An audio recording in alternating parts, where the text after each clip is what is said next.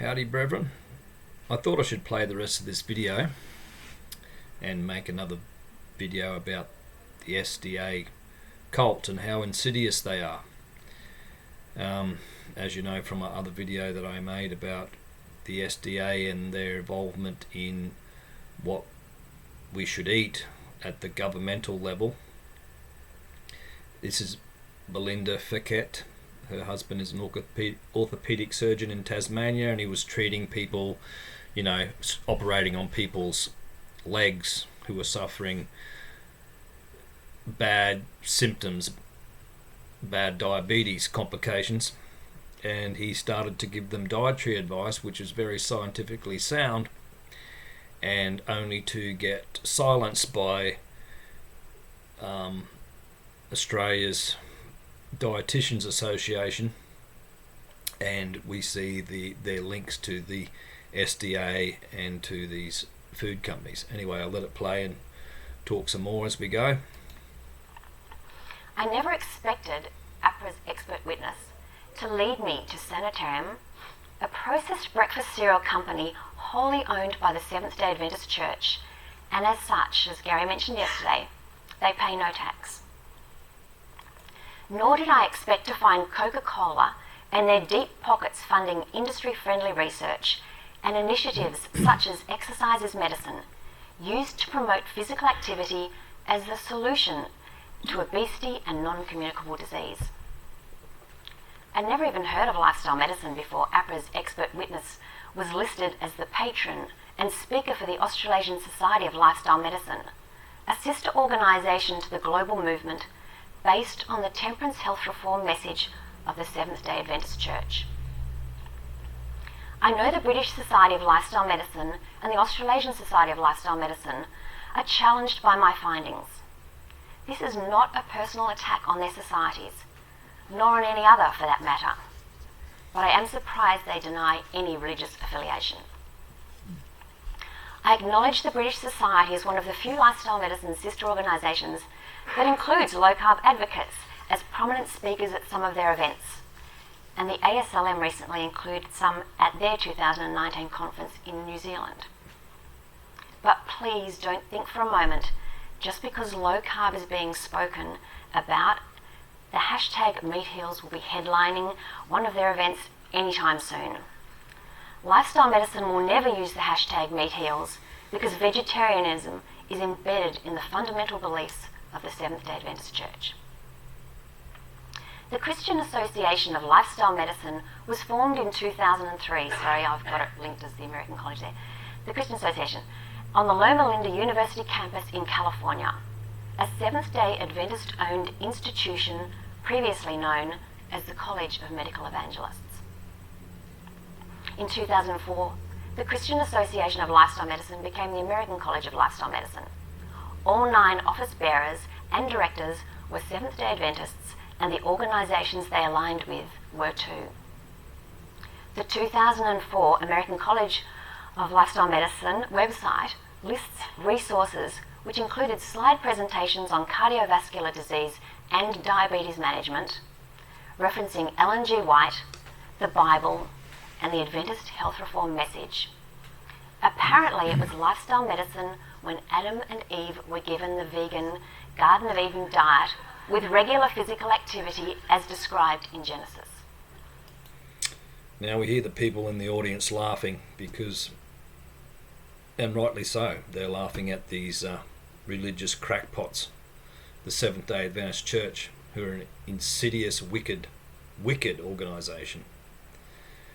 Now, does that mean everyone involved in the Seventh-day Adventist Church knows what's going on at the top? Well, it's the same with the Catholics. Not everyone's aware, but you shouldn't be ignorant in this day and age. So, if you're involved in a Seventh-day Adventist Church, what portion of your money that you donate to your church goes to this sort of garbage? Funding it. Well, they make enough money out of their cereal companies and everything. So, but still, you're probably funding some of this garbage with your donations to your church. But we know that the Garden of Eden diet would not work because we're not in the Garden of Eden anymore. The earth was cursed, and we have to eat animals, or their products at least. We can't get the things to sustain life in our physical bodies from just plants. You can't do it. That's why vegans, if you a sister showed me some videos of vegans as people became vegans and how they progressed. They just became their bodies just became a shell of their former selves. And it also affects them psychologically, because as we'll find out here, cholesterol is a very important thing to have in the body. So this is wicked. And we'll also see how back in the late 70s the SDA had a big part to play in demonizing saturated fat, exonerating sugar, and then that caused the whole cholesterol thing, where doctors started to tell people to cut back on their cholesterol, and then we have cholesterol lowering medications which plays in that as well. If you're on a cholesterol lowering medication, you need to find out about those. It has serious side effects, and at the end of the day, it doesn't help you. It actually makes you sicker. It has memory problems. It makes you lose your memory. It's pretty bad stuff. So this all helps the pharmaceutical company as well. It's very insidious. The title of the slides was Lifestyle Medicine, Evidence-Based Medicine for the 21st Century. The founders and key influencers in lifestyle medicine believe that God is the author of science, and therefore the Garden of Eden diet is evidence-based medicine. There was no role for evolution or hunter-gatherer in their ideas of evidence-based science. The Bible is not to be tested by men's ideas of science, because that would mean placing that which has been created above its creator. See how Christianity just has a bad name because of these wicked people? Satan loves false religions. He loves work-based religions like SDA, Catholic Church. It can cause so much damage. So much damage. So, what if plant-based diets aren't necessarily about health as an end in themselves? According to the study titled Feeding Holy Bodies, co-authored by Ruben Sanchez-Sabat, he suggests that plant-based diets became just as much a means of feeding and nourishing the newly created Adventist Church's identity. In creating this new identity, Ellen G. White gave the Seventh-day Adventist Church legitimacy, allowing food and nutrition to become a medium to communicate values and ideas, a tool to open doors to evangelize, and a way to take the gospel to the people. The study offers a unique perspective into the role of the Adventist Church's founding mother, who received over 2,000 visions from God to help her morally and spiritually guide God's chosen people for 7. Yeah, spiritually guided by devils. That's what she was spiritually guided by. It's also Freemasonic. A lot of these false religions like Mormonism, Jehovah's Witnesses, it's all Freemasonic garbage. Started by Masons, or influenced by them. Years. In preparing for translation, Ellen G. White wrote, "Among those who are waiting for the coming of the Lord, meat eating will eventually be done away with. Flesh will cease to form part of a diet. All of those connected with our health institutions, especially, should be educating themselves to subsist on fruits, grains, nuts and seeds, and vegetables. Because if we, as Christian reformers, educate our own taste and bring our diet to God's plan, then we will exert an influence upon others in this matter, which will be very pleasing to God." We're not in a theocratic kingdom. Why are they forcing their beliefs on the public? Because they're religious nutters, and it's the devil working through them. The devil works through religious nutters. Big time. Big time.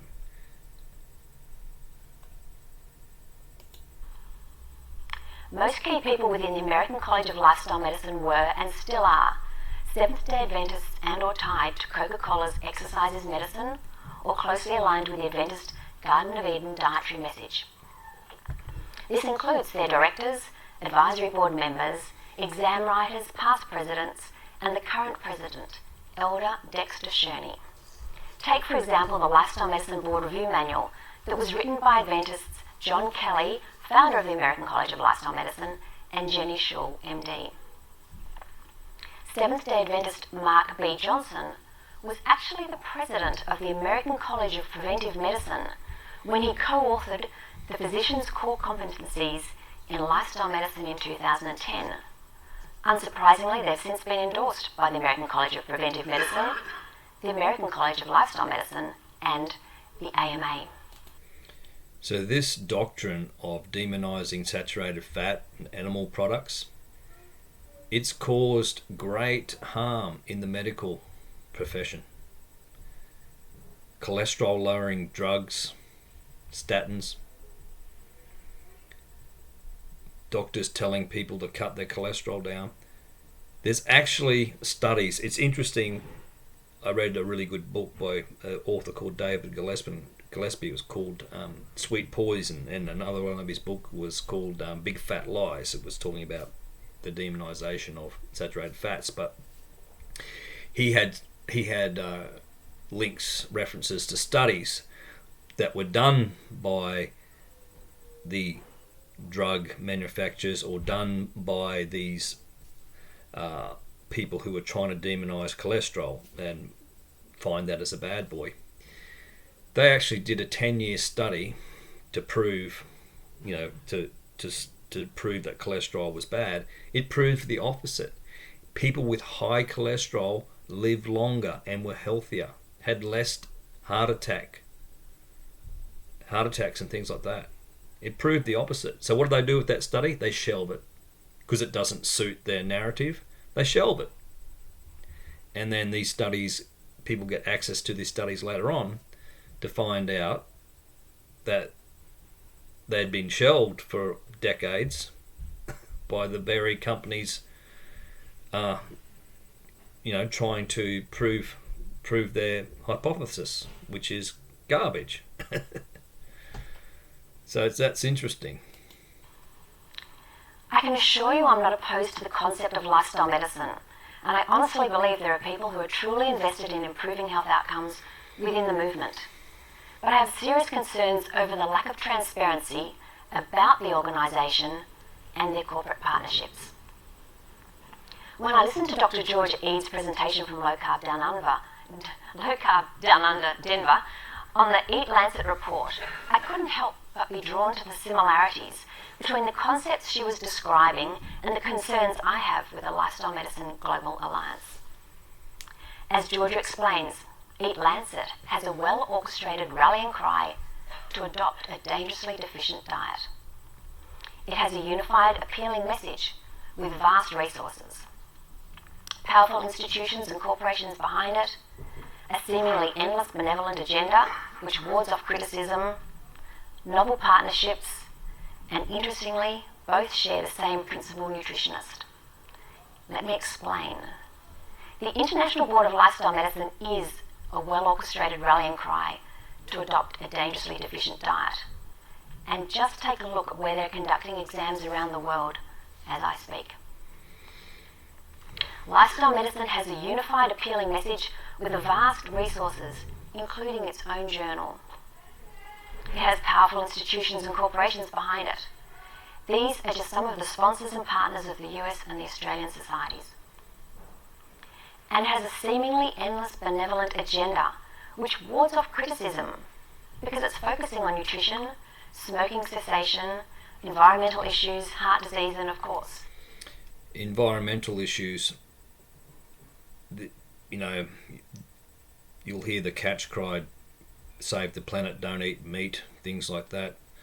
You know, if you care for the planet, don't eat meat because it's bad for the environment. You know, cows give out methane and stuff, which is total garbage. Cows are good for actually building soil, and if you believe their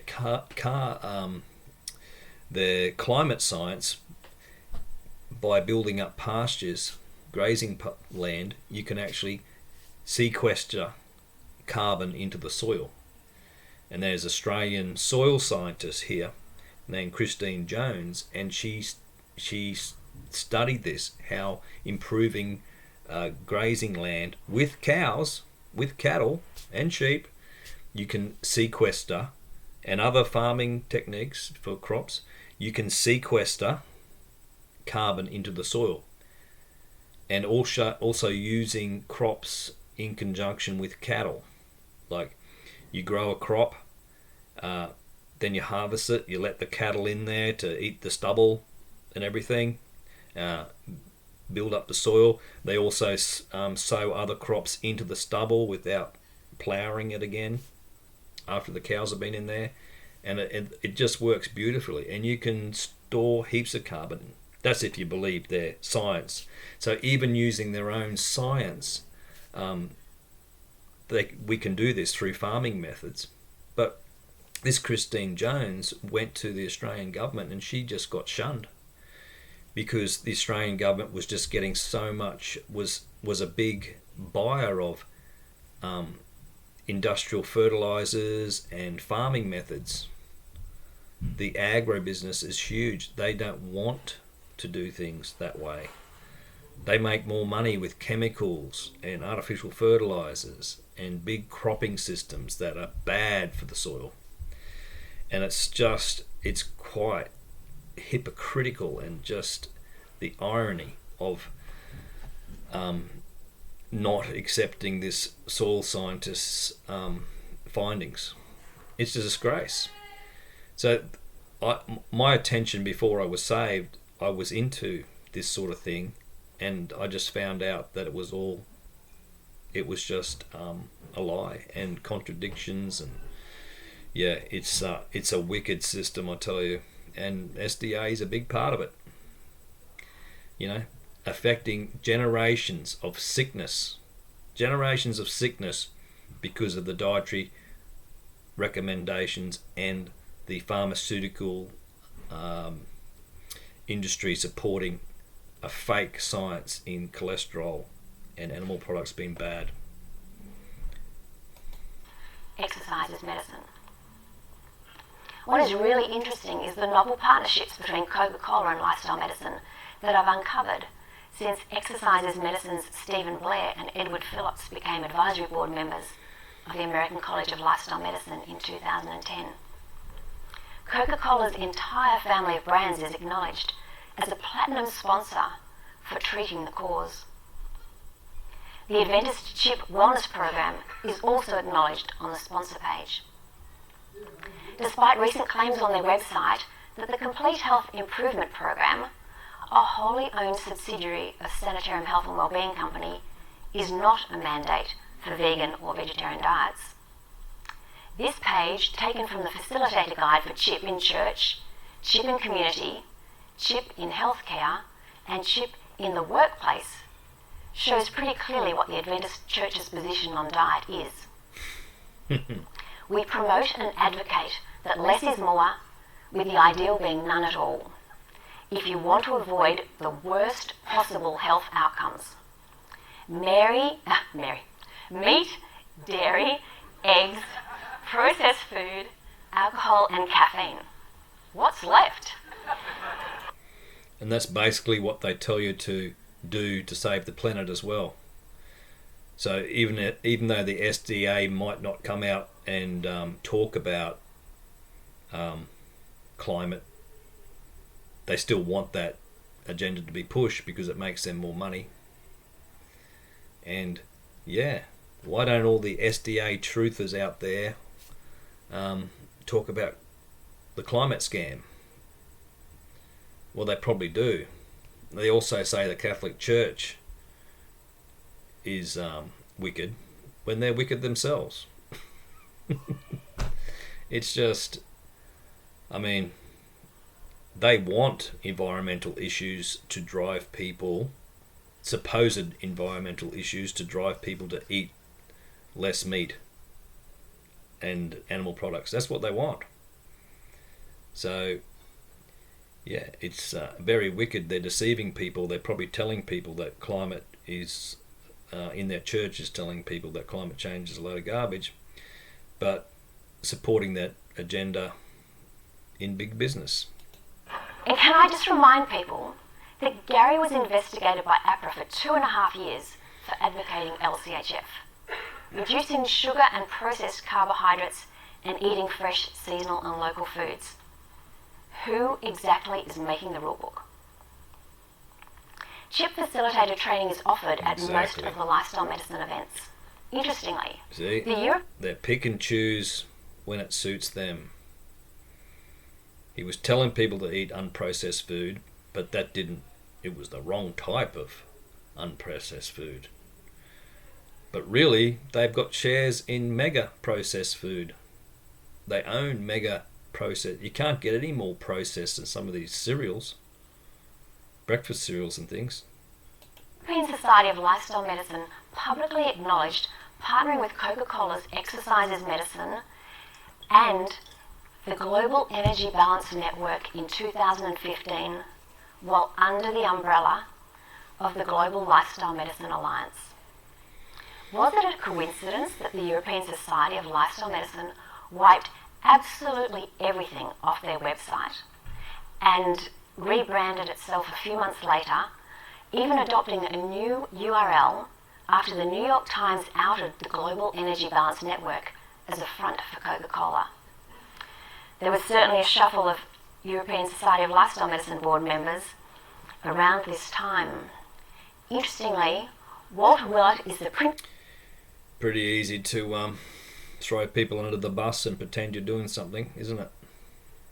principal nutritionist on the Eat Lancet report, and he's also been on the advisory board of the American College of Lifestyle Medicine since its founding in 2004.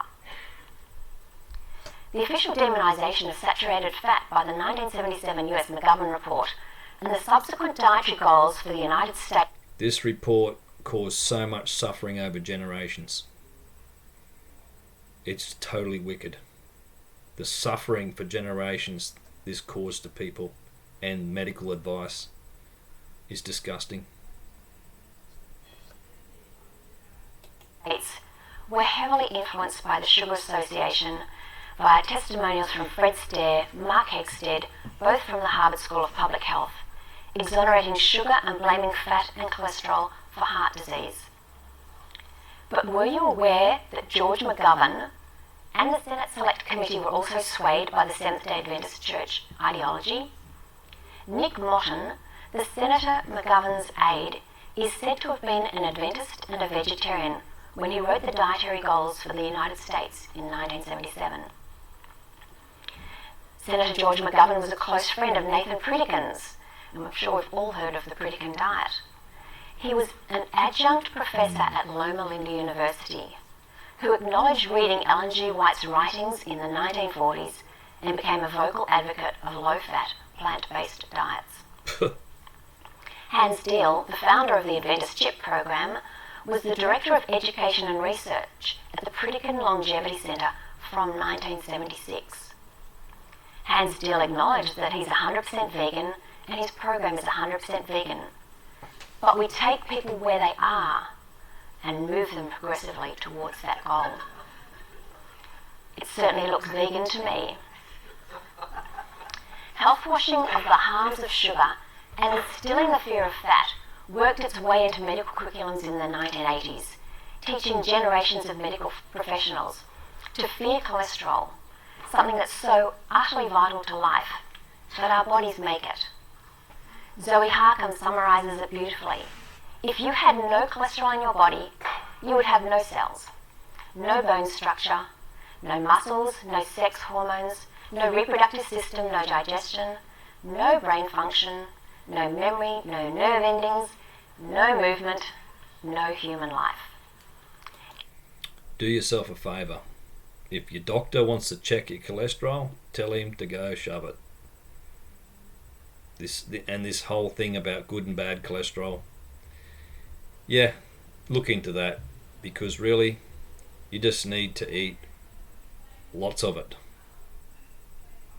Trans fats is what you've got to watch out for, but if you're eating meat and eggs and dairy, you're not going to get any bad stuff in that. Okay, the whole cholesterol things, it's like blaming the ambulance at a scene of an accident for causing the accident. In the last 12 months, I've come to understand the goal of these two entities. A global medical curriculum to ensure every health professional writes.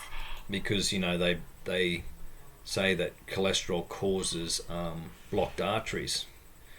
But the cholesterol's there because it's trying to repair the blocked arteries, which is caused by a high sugar diet, a high processed food diet. Energy balance prescriptions advising people to move more and eat less meat.